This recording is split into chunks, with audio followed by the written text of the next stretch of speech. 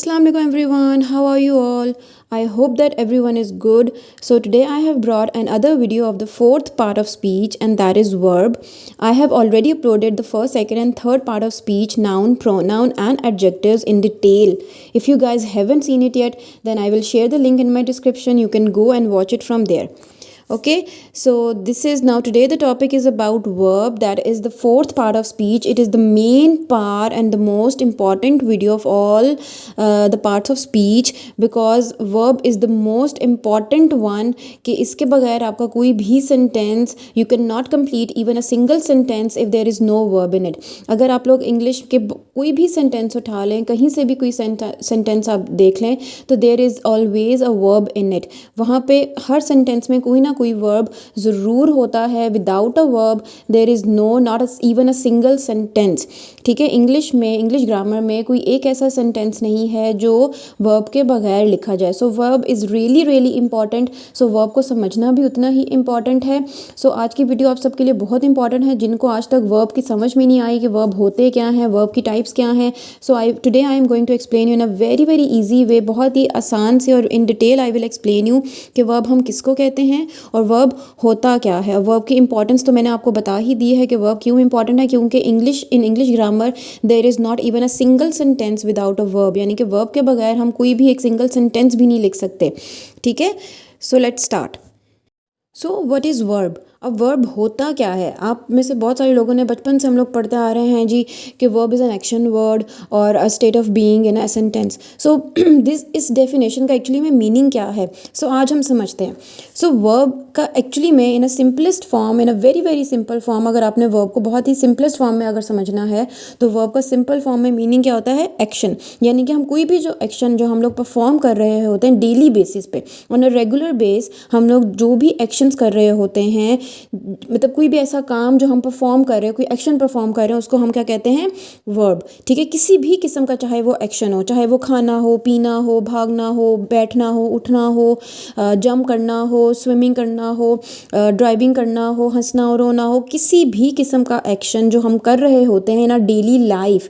ठीक है, हर दूसरे मिनट में हम जो भी एक्शन कर रहे होते हैं उसको हम वर्ब कहते हैं.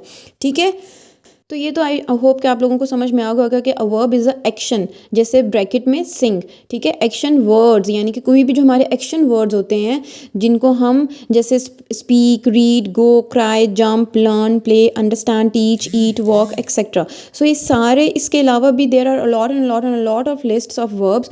ठीक है, सो हम डेली बेसिक्स पे कोई भी जो हम एक्शन वर्ड्स कर रहे होते हैं उनको हम क्या कहते हैं. वर्ब. ठीक है, जैसे for example if someone is crying, तो वो जो रोना है वो रोना भी वर्ब है. अगर कोई लिख रहा है तो लिखना क्या है, वो भी वर्ब है. If someone is driving a car, तो ड्राइविंग क्या है, वो भी एक एक्शन है, क्योंकि वो एक एक्शन परफॉर्म कर रहा है, वो ड्राइव कर रहा है. ठीक है, अगर कोई हंस रहा है, इफ़ समवन इज़ हैप्पी. ठीक है, इफ़ समवन इज़ लाफिंग, तो लाफ भी क्या है, that is also a verb, क्योंकि हंसना भी एक एक्शन है. If someone is sitting on a chair, अगर कोई चेयर के ऊपर बैठा हुआ है तो बैठना भी क्या है, एक एक्शन है. ठीक है, सो ये सारे जो ऐसे वर्ड्स होते हैं जिसमें हम किसी किस्म का कोई काम या कोई एक्शन कर रहे होते हैं हम वर्ब कहते हैं. लेकिन अब यहाँ पे एक और कन्फ्यूजन है, और वो कन्फ्यूजन क्या है कि हमारी डेफिनेशन एक और चीज़ हमें बताती है, अ स्टेट ऑफ बीइंग, यानी कि एग्जिस्टेंस. यानी कि इसका क्या मीनिंग हुआ एग्जिस्टेंट, यानी कि स्टेट ऑफ बीइंग का मतलब होता है कि ऐसी चीज़ जो आपके होने का आपको बताती है. ठीक है, एक तो आपके वर्ब्स होते हैं मेन जो हमारे एक्शन वर्ड्स होते हैं. ठीक है, और एक वर्ब होते हैं वो इंग्लिश ग्रामर में जो आपको आपकी स्टेट ऑफ बीइंग की एग्जिस्टेंस बताते हैं, यानी कि कोई सा काम कब हो रहा है. ठीक है, अभी आपको मैं नेक्स्ट आगे अभी I will tell you that in the later video कि कौन से वो ऐसे स्टेट ऑफ बीइंग एग्जिस्टेंस हमारे वर्ब्स होते हैं जो हम अपनी इंग्लिश ग्रामर में यूज़ करते हैं. अब आप देखें यहाँ पे फॉर एग्जांपल मैंने लिखा हुआ है speak, read, go, cry, jump, learn, play, understand, teach, eat, walk etcetera. ठीक है, अब यहाँ तक तो आई होप कि आप सबको समझ में आ गया होगा. अब आप सब ने अक्सर इंग्लिश में पढ़ा होगा subject plus verb plus object. ठीक है, सो अब यहाँ पे अगर आप whenever you are writing a sentence, आप लोग जब भी कोई एक सेंटेंस लिख रहे हैं तो अगर उसमें सब्जेक्ट भी मौजूद है और ऑब्जेक्ट भी मौजूद है, but if there is no verb, तो will that sentence be complete. No, वो सेंटेंस कभी भी आपका कंप्लीट नहीं हो सकता विदाउट अ वर्ब। सो आपको सेंटेंस कंप्लीट करने के लिए you always need a verb, आपको हमेशा कोई ना कोई वर्ब की लगाने की ज़रूरत पड़ेगी, ठीक है। अदरवाइज वो सेंटेंस आपका कोई मीनिंगलेस होगा, उसका कोई मीनिंग ही नहीं होगा उस सेंटेंस का।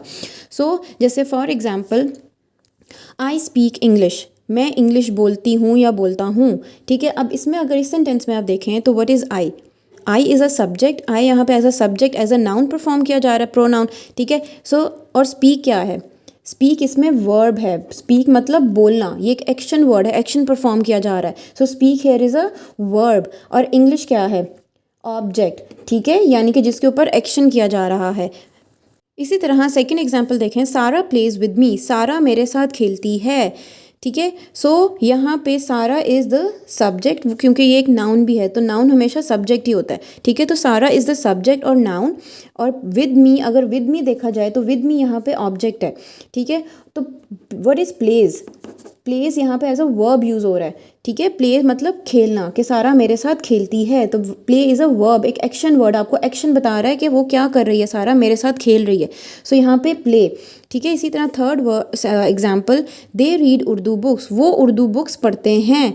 सो in this sentence they is used as a subject, they यहाँ पे एज अ सब्जेक्ट यूज़ किया गया, ठीक है।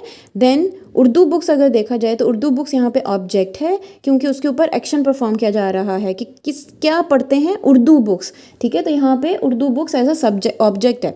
और what is the verb here, read, पढ़ना, रीड मतलब पढ़ना, तो रीड करना या पढ़ना भी एक हमारा एक्शन है कि हम एक एक्शन परफॉर्म कर रहे हैं। So in these all sentences, in these all examples, if there is no verb तो sentence would not be complete, ठीक है।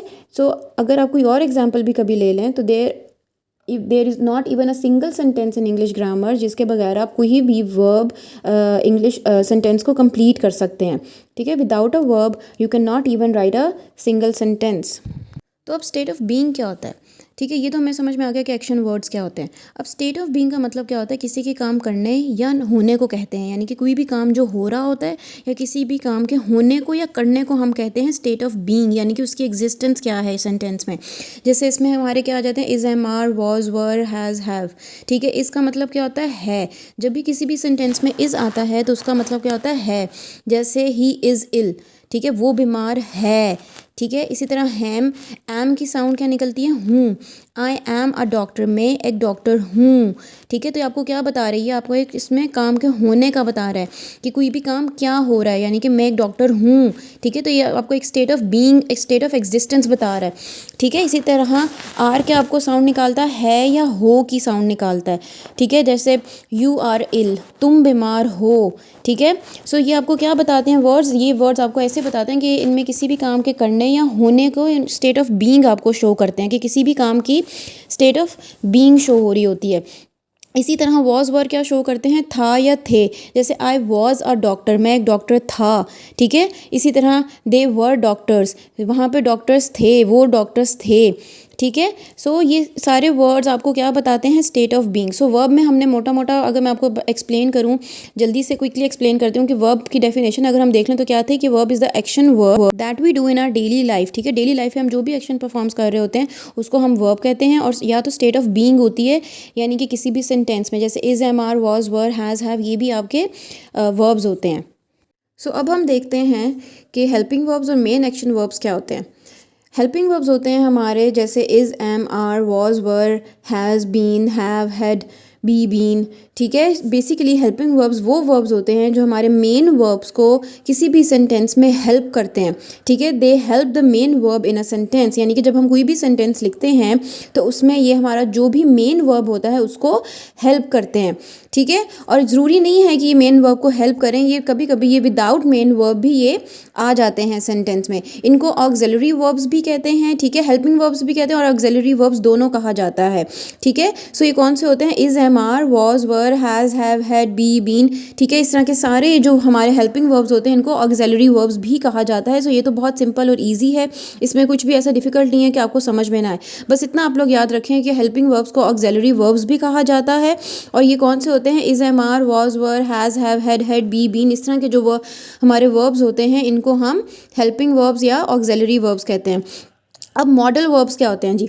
मॉडल वर्ब्स हमारे होते हैं जैसे can, could, may, might, will, would, must, should, shall और टू, ठीक है। ये सारे जो वर्ब्स होते हैं इनको हम मॉडल वर्ब्स कहते हैं। मॉडल वर्ब्स क्यों इनको कहा जाता है? क्योंकि ये किसी भी किस्म की पॉसिबिलिटी हमें बताते हैं, पॉसिबिलिटी ऑफ समथिंग, ठीक है। किसी भी किस्म की पॉसिबिलिटी हमें शो कर रहे होते हैं। जैसे for example, it is Sunny today, it must be warm outside, ठीक है। यानी कि आज सनी डे है, हो सकता है कि बाहर गर्मी हो। सो आपको एक पॉसिबिलिटी दिखा रहा है ना कि हो सकता है कि बाहर गर्मी हो, ठीक है। इसी तरह सेकंड एग्जांपल देखें, this can't be our bill, ये हमारा बिल नहीं हो सकता। तो इसमें जो कांट का वर्ड है ये आपको क्या शो कर रहा है?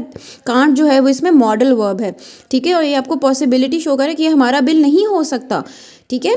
देन इसी तरह थर्ड एग्जाम्पल देखें, you ought to do this, ये तुम्हें लाजमी करना है, ठीक है। ये भी आपको इसमें एक चीज़ बताई यानी आपको एक पॉसिबिलिटी बताई है कि तुमने ये लाजमी करना है, ठीक है। सो हेल्पिंग वर्ब्स की जो मेन टाइप्स हैं, एक तो हेल्पिंग वर्ब हो गया और एक main action verbs. Helping verbs मैंने अभी आपको बताया, वेरी ईजी, इसमें कुछ भी आपको इतना डिफिकल्ट तरीके से समझने की ज़रूरत नहीं है। Just learn in a very simple way कि हेल्पिंग वर्ब्स को ऑक्सिलरी वर्ब्स भी कहा जाता है। ऑक्सिलरी वर्ब्स क्या होते हैं जी? Is, am, are, was, were, has, have, had, been, इनको हम ऑक्सिलरी वर्ब्स भी कहते हैं और हेल्पिंग वर्ब्स भी कहते हैं। और इसी तरह जो मॉडल वर्ब्स होते हैं, मॉडल वर्ब्स होते हैं can, could, may, might, will, would, must, shall, should और टू, ये सारे हमारे मॉडल वर्ब्स होते हैं जिसमें किसी किस्म की कोई पॉसिबिलिटी हमें दिखाई जा रही होती है, ठीक है जी। अब हमारे मेन या एक्शन वर्ब्स कौन से होते हैं?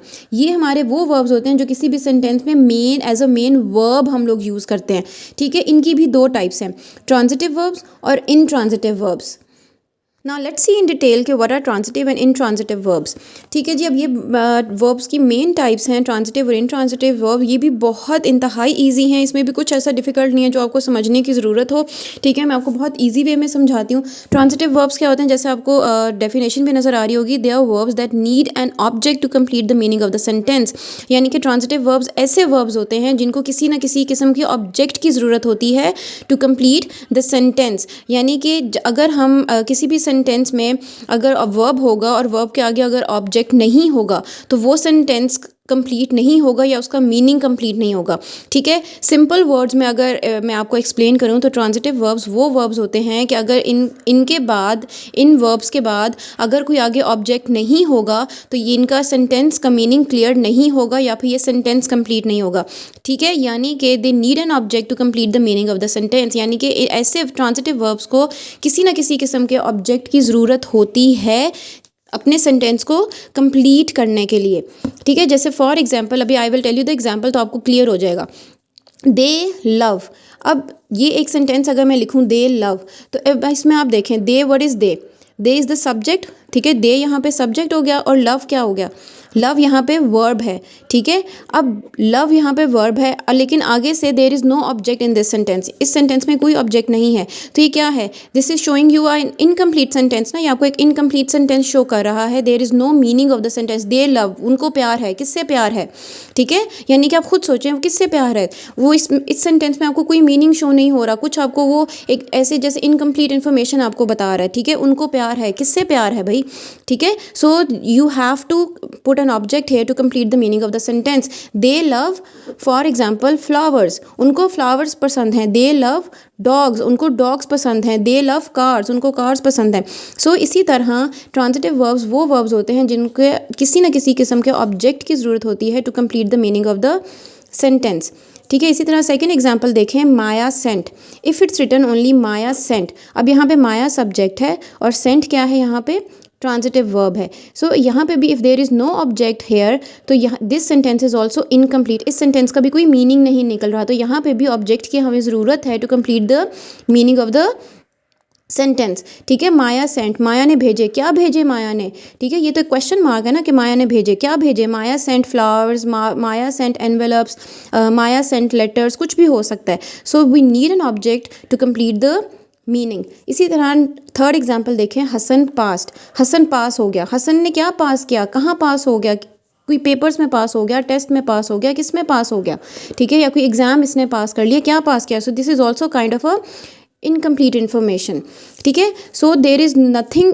Difficult in this. आप लोग, this is just a common sense. आप लोगों ने सिर्फ कॉमन सेंस के थ्रू ये याद रखना है कि ऐसे सेंटेंसेस जिसमें वर्ब के बाद देर इज़ नो ऑब्जेक्ट और सेंटेंस का मीनिंग भी क्लियर नहीं हो रहा, it is giving you an incomplete information, तो that will be transitive verb. और इनट्रांजिटिव वर्ब्स क्या होते हैं, इनके ऑपोजिट, यानी कि they are those verbs that does not need an object to complete the meaning of the sentence, यानी कि ऐसे ऑब्जेक्ट वर्ब्स होते हैं जिनमें किसी भी किस्म की ऑब्जेक्ट की ज़रूरत नहीं होती to complete the meaning of the sentence, यानी कि विदाउट ऑब्जेक्ट ही सेंटेंस का मीनिंग क्लियर कर देते हैं। ठीक है, जैसे for example she coughed strangely, यानी कि उसने खांसी बहुत अजीब तरीके से की। ठीक है, सो अब यहाँ पे ऑब्जेक्ट ऑलरेडी मौजूद है। ठीक है, so this is intransitive verb, यानी कि यहाँ पे हमें किसी और ऑब्जेक्ट की ज़रूरत को डालने की ज़रूरत नहीं है to complete the meaning of the sentence. ये एक सेंटेंस आपको एक बिल्कुल कंप्लीट इन्फॉर्मेशन दे रहा है कि उसने खांसी एक अजीब तरीके से की। ठीक है, इसी तरह number second example, I was sleeping, मैं सो रहा था। अब इस सेंटेंस में अगर आप देखें, आप कहेंगे वर्ब किधर है, वॉज इज़ द वर्ब ना, याद है, हेल्पिंग वर्ब और ऑक्सिलरी वर्ब अभी मैंने आपको पीछे बताया था। So was here is the helping और ऑक्सिलरी वर्ब। ठीक है, सो यहाँ पे आई वॉज स्लीपिंग, मैं सो रहा था। ठीक है, so this sentence is also complete. यहाँ पे हमें और किसी ऑब्जेक्ट की जरूरत नहीं है to complete the meaning of the sentence, so this is intransitive verb. इसी तरह third example, your dog barks a lot, तुम्हारा कुत्ता बहुत ज़्यादा भौंकता है। ठीक है, so this is also kind of a intransitive verb, क्योंकि यहाँ पे भी your dog is a subject, bark is intransitive verb and a lot is the kind of a object. ठीक है, सो यहाँ पे हमें और किसी ऑब्जेक्ट की जरूरत नहीं है to complete the meaning of the sentence, क्योंकि यहाँ पे already this is giving a full information कि तुम्हारा डॉग बार्क करता है बहुत ज़्यादा। सो दोनों में डिफरेंस क्या है, the difference is about the object. In transitive verb we only need the object to complete the meaning of the sentence, but in intransitive verb we does not need an object to complete the meaning of the sentence. ठीक है, transitive verb without object ही meaning clear कर देते हैं और intransitive verb को में object की ज़रूरत नहीं होती to complete the meaning of the sentence.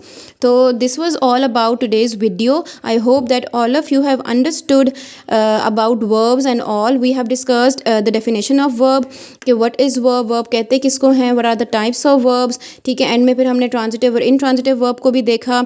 So I hope I have explained each and everything related to verbs in very detail and in an easy and appropriate way. Thank you so much everyone for watching this video. If you like my video, then do subscribe to my channel if you haven't yet, and like and share my video also with your family and friends.